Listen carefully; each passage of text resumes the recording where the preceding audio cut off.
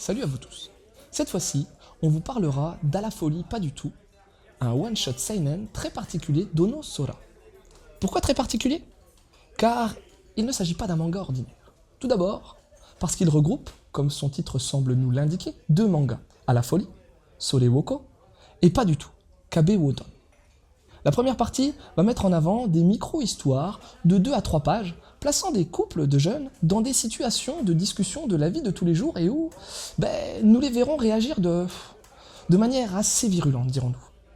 La seconde partie, elle, est identique à la première, à ceci près qu'elle apporte un élément clé dans la relation de couple, un mur. Ce dernier aura alors pour mission de concrétiser de manière très imagée le conflit relationnel de nos deux protagonistes du moment. Et pour avoir plus d'informations quant aux spécificités atypiques du manga, c'est dans la partie style que je vous donne rendez-vous.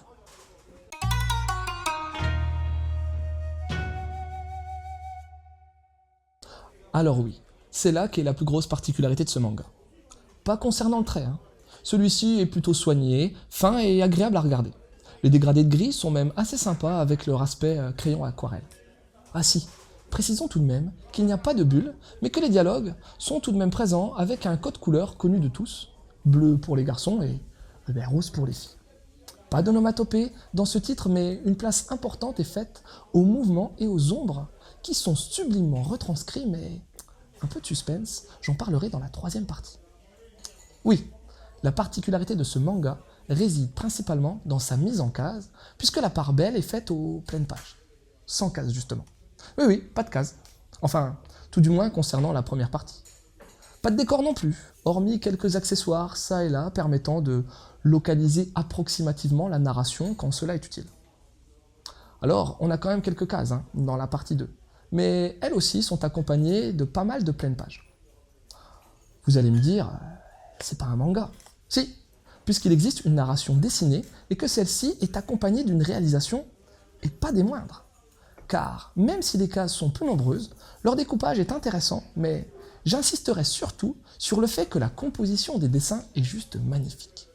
Le positionnement des personnages, mais surtout la façon de cadrer, donne littéralement vie aux traits d'Ono de la plus belle des manières.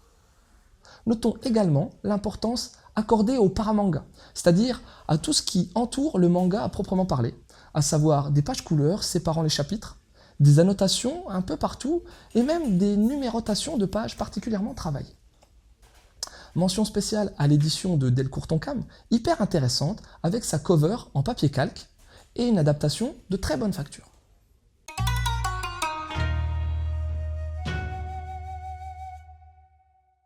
J'ai eu beau chercher des infos sur Ono Sora, j'en ai pas trouvé. Par contre, on peut tout de même dire que l'auteur n'est pas un adepte du conformisme. Alors, par où commencer? Comme dit précédemment, c'est techniquement atypique, mais scénaristiquement aussi. Oui, il n'y a pas vraiment d'histoire. On est la plupart du temps dans l'absurde et dans le comique visuel. Pas franchement si drôle que ça.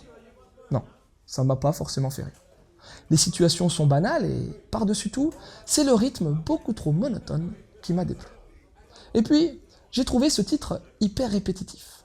Toutes les histoires se ressemblent plus ou moins. Et même si l'originalité de la contextualisation est de mise, notamment lors de certaines interactions avec le fameux mur de la partie 2, je suis carrément resté sur ma faim à ce niveau-là. Mais vous allez me dire, il est où l'intérêt de ce manga là? Pour moi, ce one-shot est un must-have pour tous ceux qui s'intéressent à deux aspects très importants et souvent très négligés quand on parle de manga.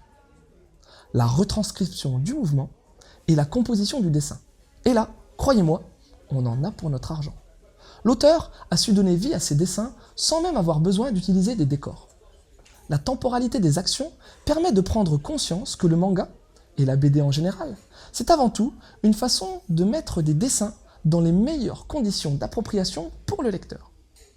En ceci, on peut clairement dire que ce titre est une réussite avec même une certaine poésie tragique qui s'en dégage par moments. Un conseil, ne lisez pas tout d'une traite. Préférez plutôt lire ce manga par petites touches, picorez-le de temps à autre pour en apprécier toute sa saveur, qui sera, j'en suis sûr, difficile d'accès à de nombreux lecteurs. On est à des années-lumière d'un One Piece, d'un Dragon Ball, d'un Naruto. Pour les conseils de lecture, le titre est tellement atypique que ce n'est pas forcément évident de trouver quelles œuvres sont à mettre en relation. Mais je pourrais tout de même vous orienter vers Amer Béton, l'œuvre phare d'un mangaka qui lui aussi tente de renouveler les codes graphiques du manga, Matsumoto Taiyo. Et puis, nos voisins les Yamada, un titre humoristique qui représente pour moi la quintessence du manga Yankama, un type de manga en 4 cases, et où les décors n'ont que peu d'importance.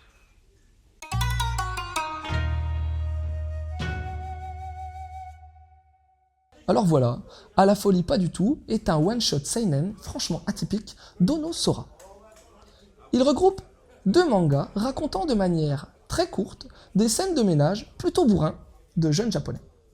On a droit à un dessin très soigné, et même si ce manga fait dans le minimalisme, pas de bulles, pas d'ono, pas de cases, pas de décor, la part belle est faite à la réalisation et surtout aux compositions graphiques des dessins.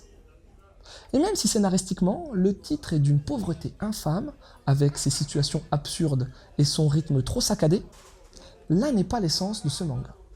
Il faut le considérer comme une expérimentation graphique tentant de repousser les limites et les codes du manga. Et c'est en ce sens une grosse réussite avec un travail de dingue sur la retranscription du mouvement. Un titre difficile d'accès mais qui ravira les fans d'idées narratives nouvelles. Vous retrouverez À la folie pas du tout au prix de 15 € chez Delcourt Tonkam.